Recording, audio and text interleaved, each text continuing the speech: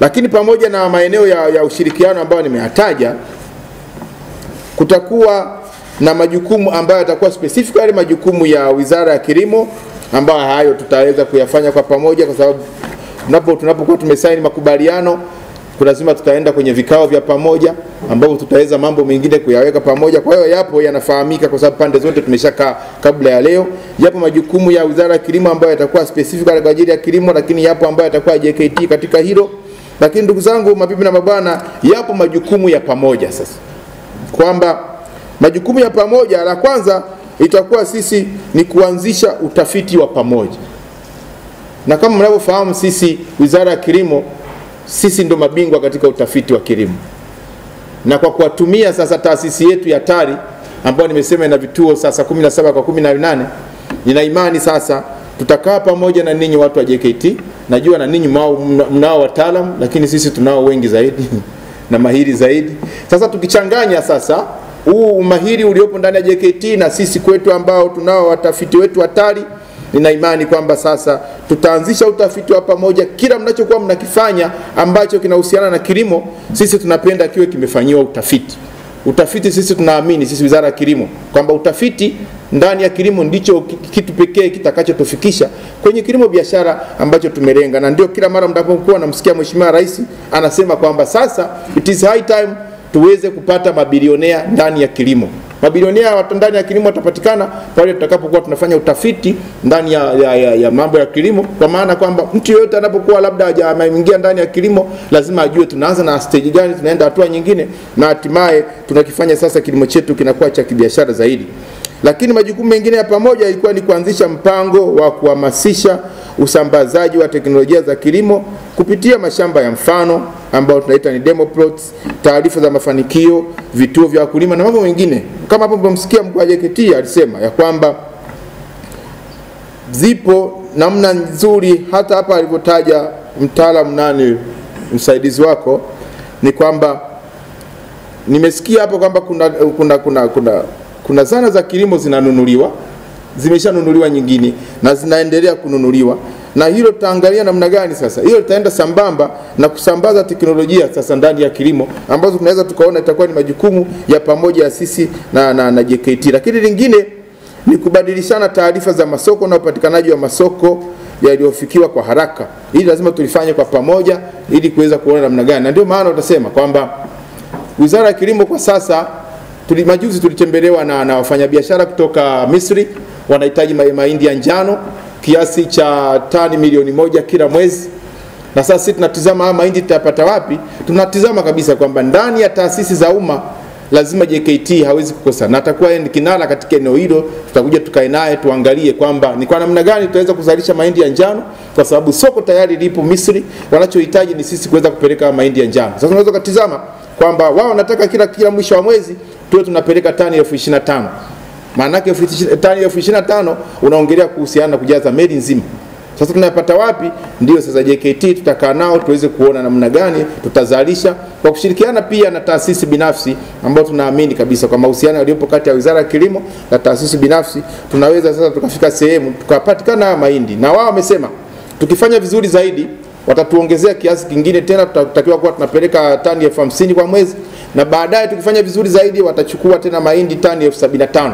Sasa soko lipo, changamoto ni kwetu sisi wa Tanzania kwa ujumla wetu, tushirikiane kati ya taasisi za umma na taasisi binafsi, ili siku ya siku sasa kile kinachopatikana kwa maana ya fedha zitakazokuwa zinapatikana ni kwa lengo zima la kuinua uchumi wa taifa letu.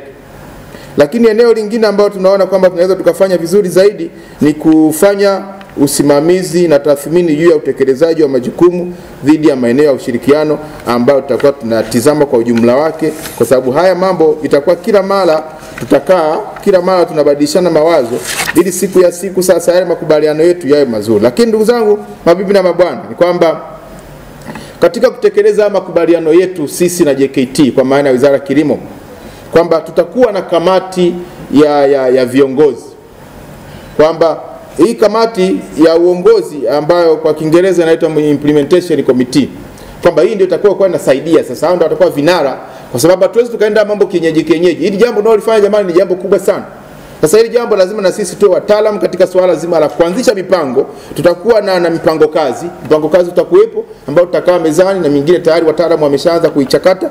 Lakini zaidi hii mipango ili iende vizuri lazima kamati ya uongozi iweze kufanya kazi. Sasa kamati ya uongozi itakuwaje? Katika kamati ya uongozi tutakuwa na katibu mkuu wa Wizara ya Kilimo. Kwa upande mwingine sasa tutakuwa na mkuu wa Jeshi la Kujenga Taifa. Hawa viongozi wawili wao watakuwa ni wenye viti. Itategemea tu kikao mnakuwa mnabadilishana. Siku moja mimi nakuwa mwenyekiti na siku nyingine tena mtu anakuwa mwenyekiti mwenza. Na sifa ya mwenyekiti lazima uwe na fedha kuliko mwenzio. Sasa inategemea sasa siku hiyo mashindano itakuwaje. Nani atakayekuwa mwenyekiti kati ya mimi na General? Lakini tukija kwenye nyota hapo nitapiga saluti. Akataniona mimi kama serviceman wake. Lakini katika eneo la pili ambapo katika safu ya viongozi tutakuwa upande wa wizara kutakuwa na mkurugenzi mkuu wa Tume ya Taifa ya Umwagiliaji, lakini kwa upande wa jeshi la JKT tutakuwa na mkurugenzi mtendaji wa SUMA JKT. Upande mwingine kwa safu ya viongozi tutakuwa na mkurugenzi wa sera na mipango ambaye sasa huyu kwa upande wetu wa Wizara ya Kilimo yeye atakuwa ndiye katibu wetu. Lakini kwa upande wa Jeshi la Kujenga Taifa tutakuwa na mkurugenzi wa sera na mipango ambaye naye atakuwa ni katibu mwenza. Katika viongozi hao, katika hiyo kamati ya viongozi kwa maana ya kamati ya uongozi ambayo itakuwa ni implementation committee, hiyo itakuwa na hao wajumbe watatu. Sawa ndugu zangu? Hao watakuwa wajumbe watatu ndio wanaotengeneza ile committee ya mwanzo. Lakini pia tutakuwa na kamati ya wataalamu. Yaani wataalamu watakao kuwa wanatusaidia kuyachakata haya mambo ili twende vizuri. Katika safu ya wataalamu wa kwanza kutoka Wizara ya Kilimo tutakuwa na mkurugenzi wa maendeleo ya mazao, kilimo atakuwepo mkurugenzi wa usalama wa chakula, tutakuwa na mkurugenzi wa utafiti, mafunzo na huduma za ugani, tutakuwa na mkurugenzi wa miundombinu ya umwagiliaji, tutakuwa na mkurugenzi wa huduma za sheria, lakini pia kwa upande huo wa wizara tutakuwa na mkurugenzi wa zana za kilimo. Na kwa upande wa JKT tutakuwa na Director of Agriculture and Livestock, lakini pia kwa JKT atakuwepo staff officer, alafu tutakuwa pia na mkuu wa Head of Legal Service, atakuwepo staff officer, atakuwepo General Farm Manager wa National Service Corporation SOL, lakini pia atakuwepo Director of Finance and National Service. Kwa hiyo kama hivyo nilivyosema kwamba muda wetu wa makubaliano utakuwa ni makubaliano ya miaka 5, lakini haya mambo tutakuwa kila baada ya miaka 5 tunakaa tena tunaanza kuuisha makubaliano yetu. Anaweza kuwa mimi nipo au sipo, mbuga ya general yupo au hayupo, yeyote atakaye kuwepo katika nafasi hizo ina maana atakuwa na jukumu la kuangalia ni kwa namna gani sasa haya mahusiano yetu yanaendelea kuwa ya kudumu. Tukitaka kuwa na kilimo cha kisayansi, cha kwanza mtu yeyote anayetaka kujikita kwenye uzalishaji katika swala zima la kilimo, lazima cha kwanza ajue afya ya udongo. Afya ya udongo maana yake nini? Lazima upime udongo wako uweze kujua huu udongo ulionao unafaa kwa mazao gani. Hilo jambo la kwanza. Lakini la pili takalokuwa nimekusaidia, endapo kama udongo wako una kasoro yoyote, itakuwa ni nafasi nzuri sasa wewe ya kujua ni mbolea gani ambayo naweza nikaitumia ili niweze kuzalisha mazao ambayo nimekusudia. Kwa hiyo mbuge nikuhakikishie ya kwamba Wizara ya Kilimo sisi tunao jitihada tunazoendelea. Mpaka sasa tunayo ramani inayoonyesha afya ya udongo kwa kila mkoa. Hiyo ramani ipo, ni kuahidi na mimi nitakuletea ofisini kwako ili uweze kukaa na wewe wataalamu wako waweze kuona. Lakini pia Wizara ya Kilimo tunajitihada sasa hivi tunataka tupime udongo kwa ngazi ya kata. Mpaka sasa tumeshakusanya sampuli 30,000 na 40 kutoka katika mikoa 18 kwa maana ya kata 18 hapa nchini. Lengo letu ni nini sasa? Tunataka tupime afya ya udongo kwa kila kata hapa nchini. Tunategemea tukishamaliza lile zoezi letu tutakuwa na sampuli kama 100,000. Zeta tusaidia sasa, tukishapata tabia hiyo ya udongo kwa kila kata, tunataka tushuke zaidi, tupate tabia ya udongo kwa kila kitongoji. Ambazo zile takwimu sasa itakuwa sio siri. Mtu yeyote ana uwezo wa kuingia kwenye mtandao alafu anaziangalia. Lakini pia tunasema kwamba lengo letu jingine ni nini sasa? Tunataka sasa kuanzisha maabara zenye ithabati. Maabara ambazo sasa zinakubalika kimataifa. Kwa hapa sasa hivi nchini hatuna. Naomba tukubaliane tu. Kwa maana kwamba hivi vipimo nao vitoa vinakuwa ni loko kama loko.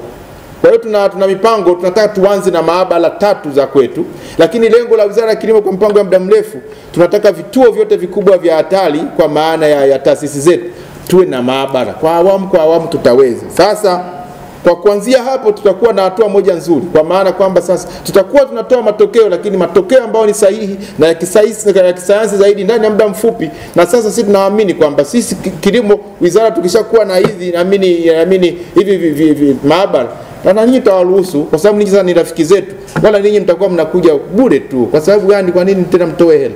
Mtakuwa mnaleta sample zenu bure, madam mimi nitaendelea kuwa katibu mkuu, si ndio jamani? Yes.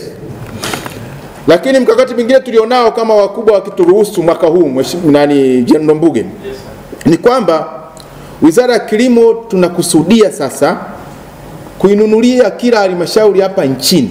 Halmashauri ziko 185. Tukikubaliwa mwaka huu wa fedha, tunataka kuwanunulia vile vipima udongo vile vya kutembea, vinaitwa mobile soil test kit. Sasa vile tunataka tununue kila halmashauri iwe na hicho kifaa. Na hicho kifaa sasa mwananchi atakayekuwa anataka kupimiwa udongo anapimiwa bure. Na kwa upendeleo jamani, labda niseme, najua pale wizarani mimi ndo mwenye hela kuliko wote. Katika hili sasa mimi natoa upendeleo. Kipimo mobile kit moja mimi nitaongeza katika 185, tutanunua 186 nitawapatia JKT. Kwa hiyo ndio tuwasiliane tu bana. Kama wakubwa kituambia, mimi nitaambia jamani niongezeni na moja. Yes. Kwamba bana katika zile halmashauri kuna halmashauri moja inaitwa JKT. Iwe 186, sawa? Ili sasa mimi nitakupa upendeleo, nitakuletea. Sasa nikuwa na kile kifaa kitatusaidia sana. Popote wewe ulipo, ni Chita ni wapi, ni JKT ya wapi, sijui ni Ngelengele ni wapi, unaangalia. Yaani ile itatusaidia. Walao hata kupata zile. Mako ukishapata zile kwa mwanzo, ukienda kwenye maabara nyingine kubwa sasa ndio unapata na mambo mengine. Lakini kwa kuanzia basi. Kwa hiyo na imani kwamba ndani ya kipindi kifupi bana General hiyo nitakuletea.